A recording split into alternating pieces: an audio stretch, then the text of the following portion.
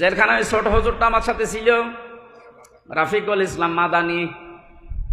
ওর উপর যে জুলুম হয়েছিল ওই সময়ে বাস্তব কথা বলছি। আমারে বলছে, হামজা ভাই, আমারে হাতির ছেলেরা 12:30টা 1টার দিকে নিয়ে গেছে, চোখ বেঁধে পড়া উলঙ্গ করেছে। আমারে হাতের ওপর একটা সিগারেট ধরিয়ে দিয়েছে।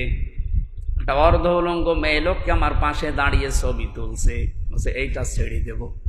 যে হুজুরের চরিত্র এইরকম।